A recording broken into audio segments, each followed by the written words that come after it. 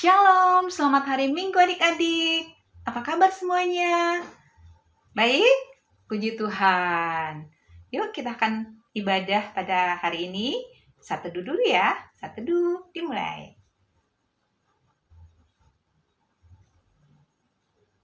Satu dulu selesai.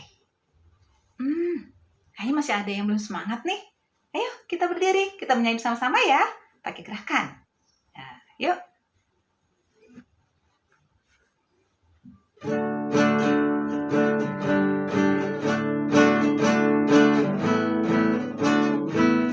With Christ in the vessel we can smile at the storm, smile at the storm, smile at the storm. With Christ in the vessel we can smile at the storm as we go sailing home, sailing, sailing home, sailing, sailing home.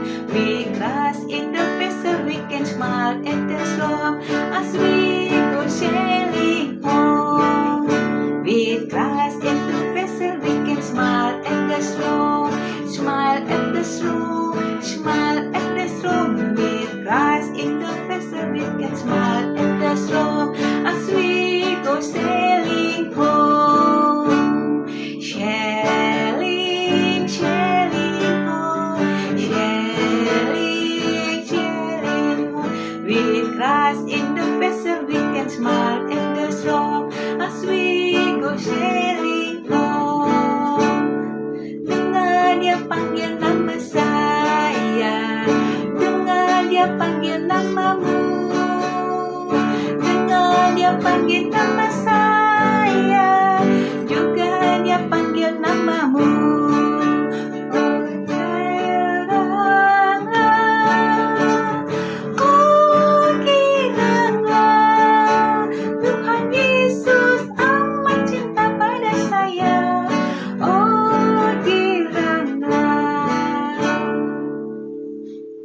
Mari kita satu dalam doa.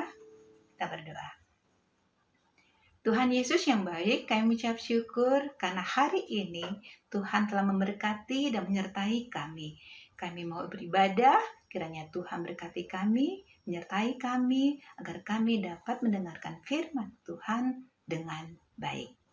Dalam nama Yesus kami berdoa dan mengucap syukur. Amin. Adik-adik, firman Tuhan pada hari ini terambil di dalam Kisah Para Rasul 19. Kisah Para Rasul 19 ayat 1 sampai 12. Sudah? Kisah Para Rasul pasal 19 ayat 1 sampai 12. Yang berbunyi demikian. Ketika Apolos masih di Korintus, Paulus sudah menjelajah daerah-daerah pedalaman dan tiba di Efesus. Di situ didapatinya beberapa orang murid. Katanya kepada mereka, "Sudahkah kamu menerima Roh Kudus ketika kamu menjadi percaya?" Akan tetapi mereka menjawab dia, "Belum, bahkan kami belum pernah mendengar bahwa ada Roh Kudus." Lalu kata Paulus kepada mereka, "Kalau begitu, dengan baptisan manakah kamu telah dibaptis?" Jawab mereka, "Dengan baptisan Yohanes." Kata Paulus, "Baptisan Yohanes adalah baptisan orang yang telah bertobat." Dan ia berkata kepada banyak orang bahwa mereka harus percaya kepada Dia yang datang kemudian daripadanya, yaitu Yesus. Ketika mereka mendengar hal itu, mereka memberi diri mereka dibaptis dalam nama Tuhan Yesus. Dan ketika Paulus menumpangkan tangan di atas mereka, turunlah Roh Kudus ke atas mereka. Dan mulailah mereka berkata-kata dalam bahasa roh dan bernubuat. Jumlah mereka adalah kira-kira 12 orang. Selama 3 bulan, Paulus mengunjungi rumah ibadat di situ dan mengajar dengan berani. Oleh pemberitaannya, ia berusaha meyakinkan mereka tentang kerajaan Allah. Tetapi ada beberapa orang yang tegar hatinya. Mereka tidak mau diyakinkan, malahan mengumpat jalan Tuhan di depan orang banyak. Karena itu, Paulus meninggalkan mereka dan memisahkan murid-muridnya dari mereka. dan setiap hari berbicara di ruang kuliah Tiranus.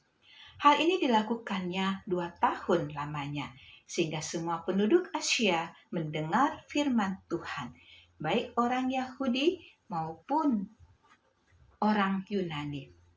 Oleh Paulus, Allah mengadakan mujizat-mujizat yang luar biasa. Bahkan, orang membawa sapu tangan atau kain yang pernah dipakai oleh Paulus dan meletakkannya di atas orang-orang sakit. Maka lenyaplah penyakit mereka dan keluarlah roh-roh jahat. Demikian pembacaan firman Tuhan. Berbahagialah kita mendengarkan firman Tuhan serta melakukannya. Hari ini kakak akan bercerita tentang Rasul Paulus yang memberitakan Injil di Efesus. Nah, ini yang kakak perlihatkan adalah gambar Efesus saat ini. Ya, saat ini Efesus itu ada di Turki. Nah, apa yang adik-adik ketahui tentang Rasul Paulus? Ya, sebelum Rasul Paulus menjadi pengikut Yesus, namanya adalah Saulus. Tetapi setelah ia bertobat, namanya kemudian menjadi Paulus. Ia adalah anak Tuhan yang sangat produktif. Ya, Paulus ini suka menulis, dia rajin menulis. Orangnya pintar menulis. Kelihatan gambarnya? Nah, selain menulis, Rasul Paulus juga rajin memberitakan firman Tuhan melalui surat-surat. Banyak dia menulis surat-surat di dalam Perjanjian Baru. Ya, termasuk kitab Efesus. Nah, tidak hanya pintar dalam menulis, Rasul Paulus juga rajin dan dia seorang pemberita Injil yang berani dan gigih. Nah, siapa yang tahu tentang apa itu Injil? Ya benar, Injil adalah kabar baik. Kabar baik tentang keselamatan. Kabar baik tentang Tuhan Yesus yang telah menjadi juru selamat manusia dan dunia. Artinya adik-adik, ya, banyak orang mendengarkan berita Injil dari Rasul Paulus. Suatu hari adik-adik, Rasul Paulus melakukan perjalanan misinya yang ketiga. Nah, ini ada peta. Bisa kelihatan di sini Efesus. Dia melakukan misinya yang ketiga mulai dari, nggak kelihatan ya, Galatia. Dari Galatia sampai ke Efesus. Yang menarik dalam pelayanannya kali ini adik-adik, Rasul Paulus bertemu dengan 12 orang yang belum 100% Kristen. Loh, kok bisa ya? Ternyata 12 orang ini baru menerima baptisan Yohanes. Mereka belum pernah mendengar atau mengetahui tentang Roh Kudus. Oleh karena itu, Rasul Paulus perlu memberitakan Injil kepada mereka. Nah, Paulus mengajak mereka untuk percaya kepada Tuhan Yesus dan kemudian mau dibaptis. Ya, jadi mereka dibaptis di dalam nama Tuhan Yesus. Nah, kemudian mereka mendapatkan Roh Kudus dan mereka bisa bernubuat. Wah, luar biasa adik-adik. Setelah peristiwa itu, Paulus mengajar orang banyak selama 3 bulan di sinagoge atau di rumah ibadat. Nah, setelah itu dia juga mengajar di ruang kuliah di Tiranus. Karena banyak orang yang masih tidak mau mendengarkan tentang pemberitaan Injil dari Rasul Paulus. Ada yang berkeras tidak mau mendengarkan, ya. Tetapi Rasul Paulus tetap berani dan gigih. Dia tidak mau kecewa, tidak mau sedih. Nah, itulah sebabnya Rasul Paulus memerintahkan murid-muridnya untuk menjauhi orang-orang yang tidak mau mendengarkan firman Tuhan. Nah, akhirnya adik-adik, banyak penduduk bahkan di Asia pun yang menjadi murid Yesus, yang mendengarkan firman Tuhan. Lalu Paulus, Allah menyatakan mujizatnya yang luar biasa. Ya, bahkan adik-adik, hanya dengan sapu tangan atau kain yang pernah dipakai oleh Paulus, orang yang membawa dan meletakkannya pada orang sakit, maka orang yang sakit itu akan sembuh. Dalam cerita ini ada 3 hal adik-adik yang diingatkan atau menjadi pelajaran bagi kita, yaitu bahwa yang pertama, Injil itu harus diberitakan kepada banyak orang. Ya, harus diberitakan kepada semua orang, biar semua orang menjadi percaya. Di dalam Matius 28 ayat 19-20 dikatakan bahwa agar semakin banyak orang yang percaya dan mengenal kepada Tuhan Yesus. Nah, yang kedua adik-adik, Injil yang diberitakan tidak melulu diterima oleh orang. Karena itu kita tidak boleh kecil hati, kita tidak boleh kecewa. Yang ketiga adik-adik, kita bersyukur kepada Tuhan Yesus karena pemberitaan Injil itulah kita juga bisa mengenal dan menjadi murid Tuhan Yesus. Sehingga kita juga disebut sebagai anak-anak Tuhan. Tuhan Yesus mengingatkan kita untuk melakukan yang baik dan yang benar. Menjadi teladan, mengikuti teladan Yesus Kristus, melakukan kasih. Demikian cerita kakak. Kita menyanyi dari Kidung Ceria 199. 199, ku suka menuturkan. Satu ayat saja ya.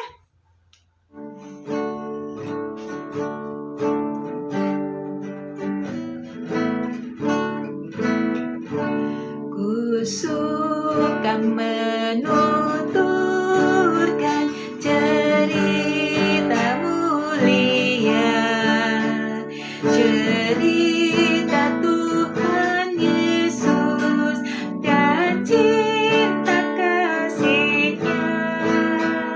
Ku suka menuturkan cerita yang benar, penawar hati rindu, berlimpah terbesar.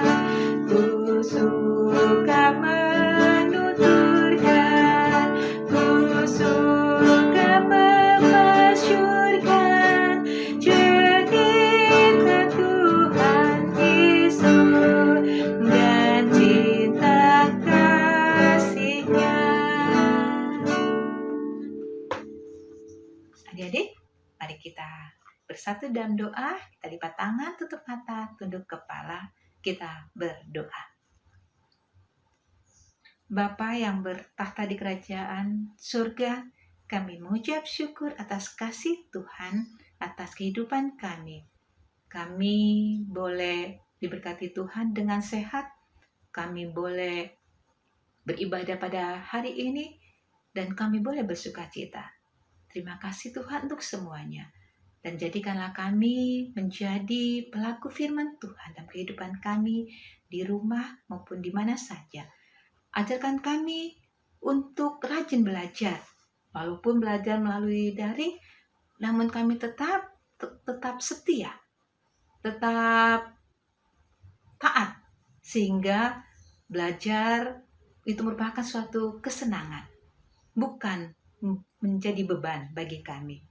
Terima kasih ya Tuhan, berkati mama papa kami. Tuhan lindungi dan jagai.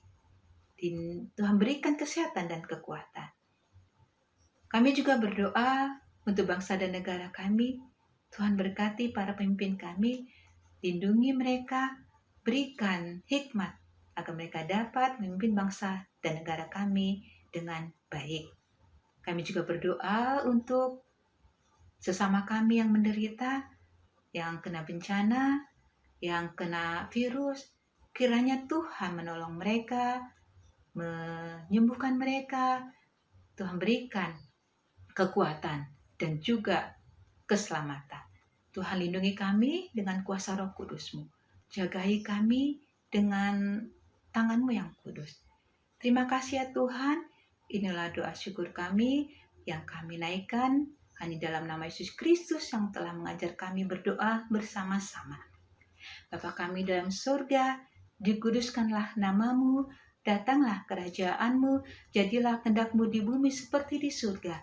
Berikanlah kami pada hari ini makanan kami yang secukupnya, dan ampunilah kami akan kesalahan kami, seperti kami juga mengampuni orang yang bersalah kepada kami. Dan janganlah membawa kami ke dalam pencobaan, tapi lepaskanlah kami daripada yang jahat. Karena Engkaulah yang empunya kerajaan dan kuasa dan kemuliaan sampai selama-lamanya. Amin.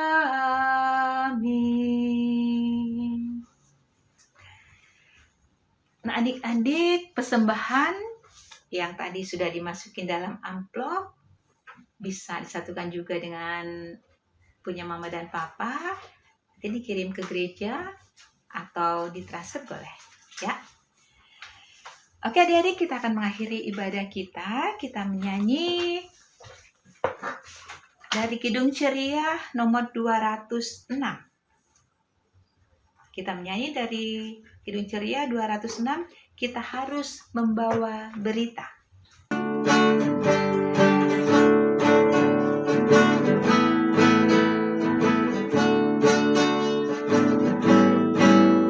Kita harus membawa berita pada dunia dalam-dalam tentang kebenaran dan kasih dan damai yang menetap, dan damai yang menetap.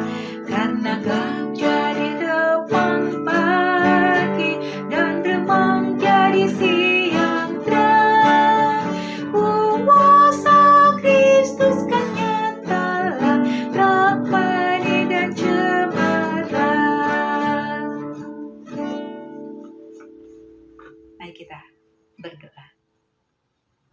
Terpujilah Engkau ya Tuhan, atas kasih karunia-Mu. Engkau telah melindungi dan menjagai kami dan memberikan kami kesehatan. Terima kasih ya Tuhan, kami menyerahkan kehidupan kami seminggu yang akan datang. Lindungi dan jagai kami, sertai kami, dan berkati kami. Terima kasih ya Tuhan, ampun segala dosa-dosa kami. Dalam nama Yesus Kristus kami berdoa dan mengucap syukur. Amin. Bapa, terima kasih. Bapa, terima kasih. Bapa di dalam surga, ku berterima kasih. Amin. Baik adik-adik, ibadah kita selesai. Ayolah ingatkan untuk kita menjaga kesehatan dengan makanan yang bergizi, tidur yang cukup, dan ingat, kalau tidak perlu keluar rumah, tidak usah keluar rumah. Tapi kalau memang harus perlu keluar rumah, jangan lupa pakai masker dan rajin cuci tangan, ya, serta jangan berkerumun, harus jaga jarak. Oke, bye-bye.